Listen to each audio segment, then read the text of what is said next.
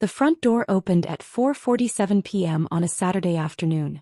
I was in my home office reviewing quarterly reports for the trust accounts when I heard it. Not the usual enthusiastic slam and scattered shoes across the hardwood floor. Not the immediate shout of "Mom, I'm home," that typically echoed through our house. Just a quiet, careful click of the door closing, followed by an unsettling silence that made me look up from my laptop screen. Something was wrong. I found him in the hallway, frozen in place like he wasn't sure what to do next. 7 years old, still wearing the good clothes we'd picked out together that morning. The blue button-up shirt I'd ironed carefully and the khaki pants he'd complained were too uncomfortable but wore anyway because it was a special occasion. His face was red and blotchy, eyes puffy and swollen. He wasn't actively crying anymore, but the evidence of recent tears was clear on his cheeks. "Hey buddy," I said softly, kneeling down. "What happened?" He looked at the floor. His small hands twisted together. "I don't want to talk about it." I waited.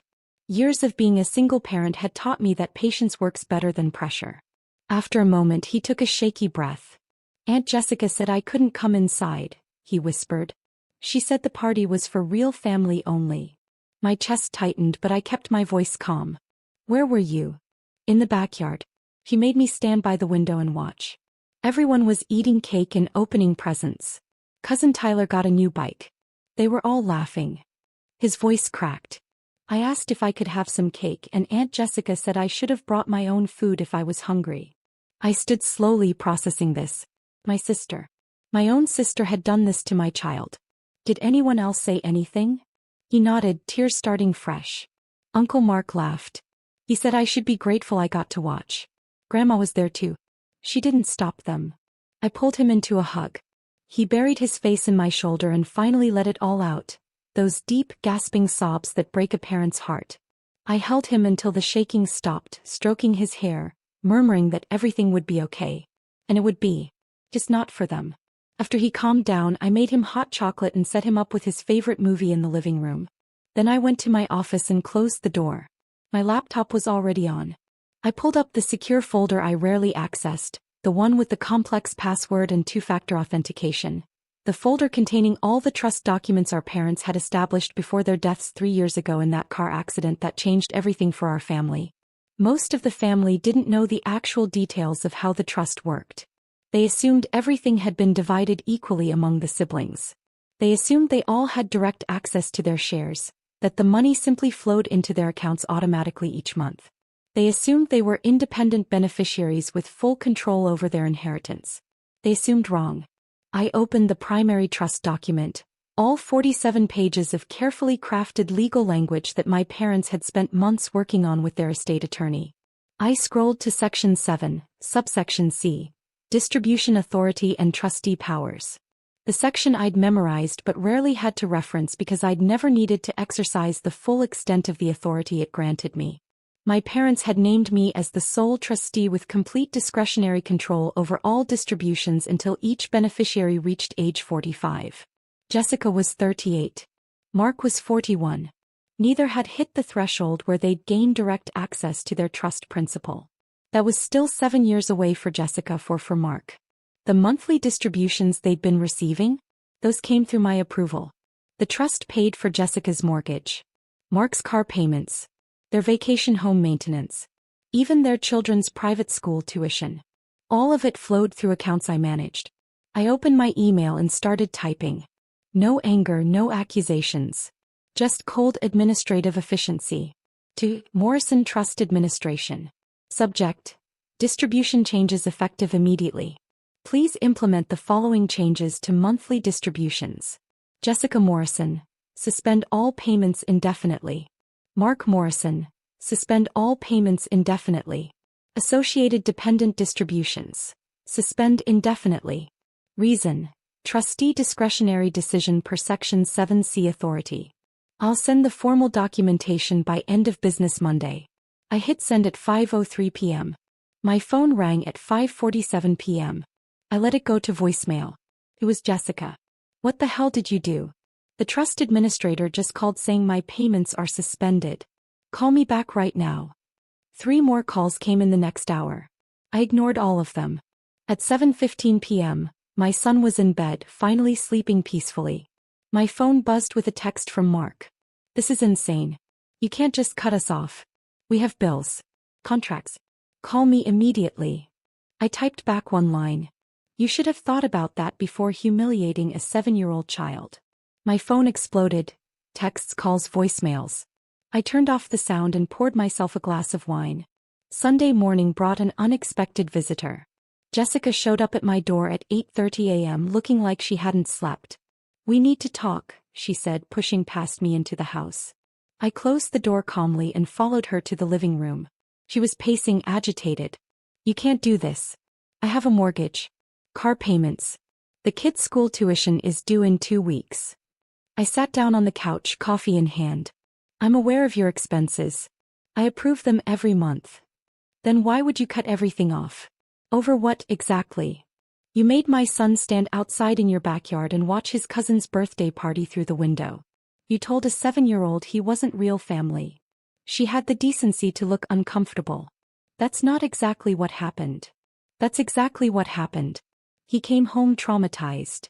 He was being difficult. He showed up uninvited and we already had the seating arranged. I told him he could come to the next one. I set my coffee down carefully. He's 7. You invited his cousin who he plays with every week. You sent invitations to every other family member, but not him. It was an oversight. No. It was deliberate cruelty.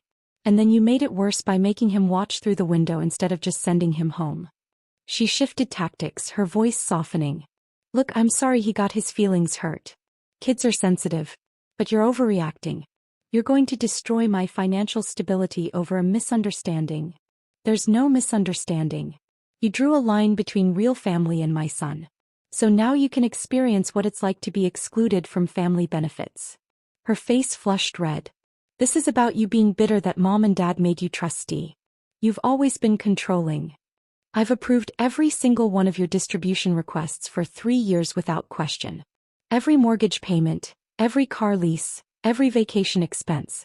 I never said no until you decided my child wasn't worthy of basic human decency. It was one party. He was my son. And you broke his heart. Jessica stood abruptly. Mark and I are going to fight this. We'll take you to court. I picked up my coffee again. Section 7C gives me complete discretionary authority. 3 different law firms reviewed it when mom and dad set it up. You're welcome to waste money on lawyers, but the trust documents are ironclad. He stared at me, finally understanding. You're really doing this? I really am. For how long? Until I decide you've learned something. She left without another word, slamming the door hard enough to rattle the frame. Monday morning at 9 a.m., I received a call from the family attorney who handled my parents' estate. I got a very angry call from your sister, he said. She's demanding I override your authority as trustee. Can you do that? No. Your parents were very specific. You have sole discretion until beneficiaries reach 45. I explained that to her, but she insisted I call you anyway. Thanks for letting me know. Off the record, your parents chose you for a reason. They trusted your judgment. After we hung up, I sent a formal memo to the trust administrator documenting the incident and my decision. Everything needed to be properly recorded. By Tuesday, my phone had 17 voicemails. Jessica, Mark, their spouses, even Mark's college buddy who apparently thought his opinion mattered. I deleted them without listening. Wednesday afternoon brought my grandmother to my doorstep. She let herself in with the spare key I'd given her years ago, back when I was a new single parent who needed family support nearby for emergencies. We need to discuss what you're doing to your sister, she said without preamble, settling into my kitchen chair like she owned it, her purse placed firmly on the table between us. I made tea without asking if she wanted any, an old habit from years of Sunday visits. Jessica made my son watch a birthday party through a window like he was a stray dog begging for scraps. I'm not discussing anything that suggests I should reconsider. Family doesn't destroy family over a party, she said firmly, using the tone that had intimidated me as a child but had lost its power somewhere around my 25th birthday. Family doesn't treat a 7-year-old like he's not worthy of basic kindness. Family doesn't make a child stand outside in the cold and watch other children eat cake and open presents. You're being dramatic. Children are resilient. I set the tea in front of her harder than necessary. You were there, Grandma. You watched it happen and said nothing. She had the grace to look away. I thought Jessica would handle it. She did handle it. She chose cruelty. And now you're choosing revenge. No. I'm choosing consequences. There's a difference. She sipped her tea in silence for a moment. Then she tried a different approach. Jessica's mortgage payment is due in 3 weeks. If she can't pay, she'll lose the house. She has a law degree and a husband with a good job. She'll figure it out. The trust money was part of their budget planning. Then they should have planned better, or treated my son with basic human decency. Grandma left 20 minutes later, disappointed but not surprised. She'd known me long enough to recognize when I wouldn't budge. Thursday brought the email I'd been expecting. From Mark, formal and legal sounding. This is to notify you that we are seeking legal counsel regarding your abuse of trustee authority. Your personal vendetta is affecting multiple family members and their children. This is unacceptable and likely actionable. I forwarded it to the estate attorney with a simple note. FYI. He replied within an hour. Let them waste their money. The documents are bulletproof. Friday evening, I was making dinner when my son came into the kitchen. Mommy, is Aunt Jessica mad at me? I turned off the stove and knelt down to his level. Why would you think that? Tyler said his mom is really upset and it's because of me. I felt a fresh wave of anger at Jessica for letting this reach the kids. Aunt Jessica made a bad choice. She hurt your feelings and now she's upset because there are consequences. But none of this is your fault. You did nothing wrong. Are we still family? You and Tyler are definitely still cousins. You and I are definitely still family. But Aunt Jessica needs to learn something important before we spend time together again. He thought about this seriously. Is she in timeout? Something like that. He nodded, satisfied with this explanation, and went back to his drawings. 2 weeks later, Jessica showed up at my door again. No pacing this time. She looked exhausted. I need to talk to you. Really talk. I let her in. We sat in the living room. She didn't start with demands this time. My mortgage payment bounced. The school called about tuition. Mark's car got repossessed because his lease payment didn't go through. She rubbed her face. I get it. I understand what you're doing. Do you? You're showing us what it feels like to be excluded. To have things taken away for no good reason. For a very good reason. You were needlessly cruel to a child. She was quiet for a long moment. I was angry at you. I've been angry for years. About what? About Mom and Dad making you trustee. About you being the one with control. About you always being the responsible one, the one they trusted. She looked up, eyes red. And I took it out on your son. I made him the outsider because I've felt like the outsider in your shadow my whole life. I didn't respond immediately. This was more honesty than Jessica had offered in years. That's not his fault, I said finally. I know that now. I ruined a 7-year-old's birthday because I was jealous of his mother. She wiped her eyes. I'm sorry. Genuinely, deeply sorry. Not because you cut off the money. Because I hurt him. He cried himself to sleep that night. I know.